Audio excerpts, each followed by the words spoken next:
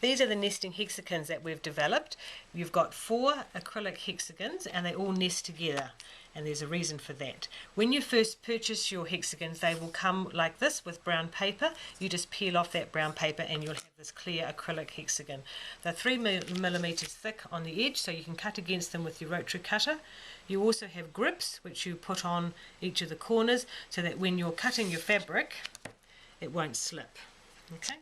Now the idea of these is to do quilt as you go hexagons, so that you're quilting the front and the back at the same time. So you work them in twos. I'm just going to take the smallest 2 at the moment.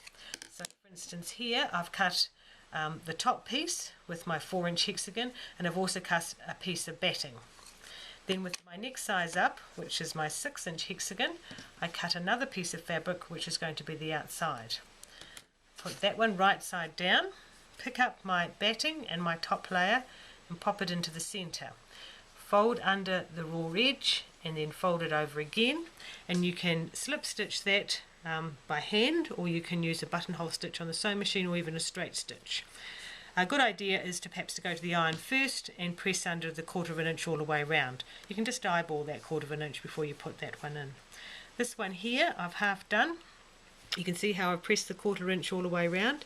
There's my batting and there's my top layer, and I've done some hand stitching, and you'll notice that it won't go through to the other side. So I have got a little finished hexagon like this one here, front and back all finished. Now this one has been stitched on the sewing machine, so I've got the fancy stitch on the other side as well, but it's a complete little hexagon, and I can now sew these together and to make a quilt, and you've done the front and the back at the same time. This is a larger one. So I'm now using the 10-inch and the 8-inch hexagon. Same principle. The larger one becomes the backing hexagon, which is this one here. The smaller one becomes the batting and the top layer. Press under a 1/4 inch all the way around, and then just fold that over.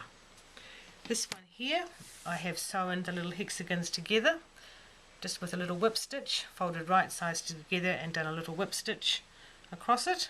And you'll notice that if you use a contrasting fabric for the backing, you can get a pattern happening with a little frame around it as you build up your quilt. The table runner was made with batiks, and I decided not to fold under the 1/4 inch, so I've actually got a raw edge here, but being a batik it won't fray, and I've used a buttonhole stitch and a slightly variegated thread. Now you can see that the placemat is reversible because I get the different colours on the other side. I just wanted to show you here that I've buttered up the hexagons together and used a feather stitch on the sewing machine to sew the 2 seams together. So you get a very flat seam. As you can see, it's very flat, and you've got finished your quilt that way. So that was using the 10 and the 8-inch hexagons. A lovely pink quilt that I made using a consistent batik for the backing, which was this pink. So I used the very large 10-inch hexagon to cut out those hexagons, went to the ironing board and pressed under the 5/8 of an inch, and before I put the top layer I actually crazy pieced the top layer onto the batting, and you can see I've used different fancy stitches, I've used pieces of lace, and once again I've just buttered the hexagons together like this and used a feather stitch to put them together. So if I turn the quilt over, you've got it very flat on that side. And then on the corners you've got like a half, I made a little half hexagon just to fit in. So here's another one here. It's just a little half hexagon to fit into to make the straight line of the quilt. This is another idea. I had this gorgeous fabric with these large flowers on it. I didn't know what to do with it, but it fitted the 10-inch hexagon just perfectly. So then I thought I would make a series of little table mats. So what I did was I laid my lovely piece of floral fabric on top of a piece of batting, did some minimal quilting around it, trimmed it with my rotary cutter and around the hexagon so it was perfect, placed it onto a piece of felt. You can see, and I've just done some very minimal quilting just to hold the 3 layers together, and used a variegated thread and quite a wide buttonhole stitch just to adhere it to the felt, and then with my normal quilting ruler I cut 1 inch around it. So then I have, in this case, I have a series of 4 lovely placemats. So it's a super way of highlighting a lovely fabric. This little wall hanging here I made using the inkjet fabric sheets and the 2 sizes of hexagons. This is the inkjet fabric sheets. They come in a pack of 6. It's actual fabric that you put through your printer, you print onto the fabric, you peel off the plastic backing, and you've got your image onto fabric. Just put that over there. This is a picture of my mum at about 3, so you can see that the image has now been put onto the fabric. I've used my 4-inch hexagon to trim it out, and then I'll also cut a piece of batting that size as well. The backing piece, I used the 6-inch hexagon, like so, and you can see that I've gone to the iron and started to press around the 1/4 inch. I would then place a piece of batting and Mum's picture there and fold that over. Now you can see over here I've made just a small little quilt. I've bound it and I've stitched in the ditch around the edge so that it looks a bit like a little picture frame on the wall. And if I turn the quilt over, you can see where the stitching is just around the outside edge of the hexagon. So you can use the inkjet fabric sheets to do any of your photos.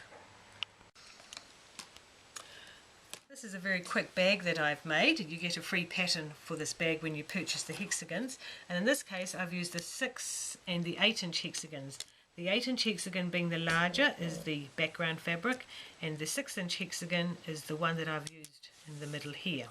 Now you can see once again I haven't folded under the raw edge. I've actually got a buttonhole stitch around the raw edge, and once again I have used a variegated thread to butt the 2 quilts hexagon blocks together. So this is the bag. It's also reversible, so if you just turn it in the other way, the backing fabrics have become now the right side.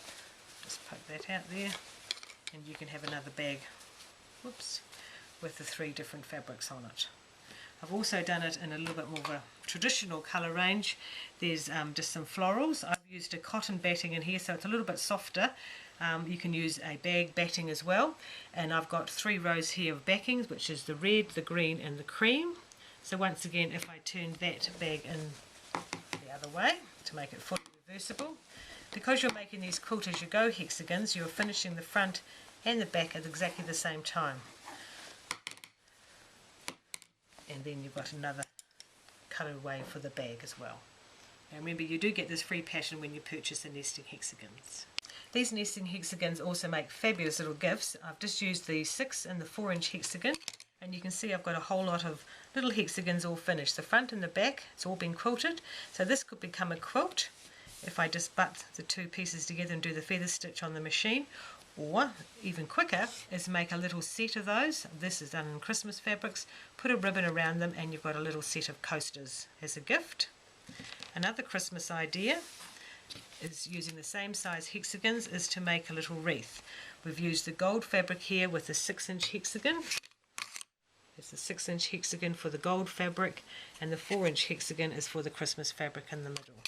And then it's just been hand stitched together and you've got a little Christmas wreath. Another idea is a Christmas swag. This little one here, I had this neat fat quarter of this angel fabric, and I used the next 2 sizes. I used the 6 and the 8-inch hexagon for these ones. Join them together with little buttons, put a little bell under them, and you have a little swag.